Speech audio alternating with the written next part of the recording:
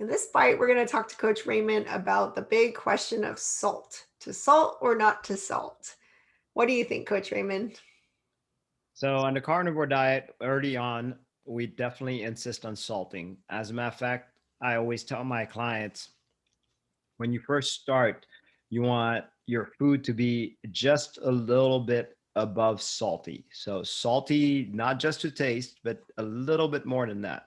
The other thing is I would like to encourage is salting your drinks. If you're not using electrolytes, if you're using electrolytes, that's fine too. And if you're using electrolytes, you can just salt to taste. So you have the both choices. Salt actually helps your with diarrhea that I've heard and I've seen.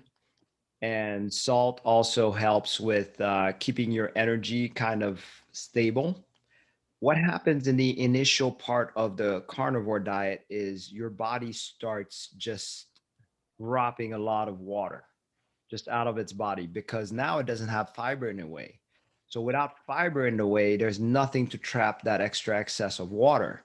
But your body hasn't quite learned how to hold on to water yet. So this is where salt comes in. Now, saying that, carnivore diet has phases where salt is important and also phases where salt is no longer needed. And that's key. For the more advanced carnivore, this is a different topic, and we'll cover that in a later session. Okay, and is there a particular type of salt? Because there's like iodized salt, there's Himalayan salt, there's, what kind of salt should I be using then? That's a great question. First of all, just to be clear, salt, table salt, iodized salt, all those normal salt are just straight up poison. This is a chemical, literally sodium chloride. So it's a chemical put together and makes salt. It is not the same salt as what you would get in an ancient seabed or actually in the oceans. So we need to differentiate those two types also. So the ancient seabeds, a lot of folks like to get it like the Redmond sea salt because it is an ancient seabed that has not been contaminated with plastics. The the salt from the ocean, like say the Celtic sea salt, has microplastics in it.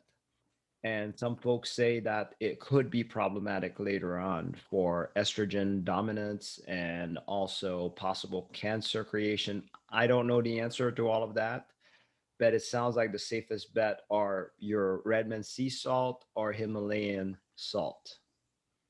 Okay, great. Thank you, Raymond. We'll see you in the next bite. Thank you, Janice.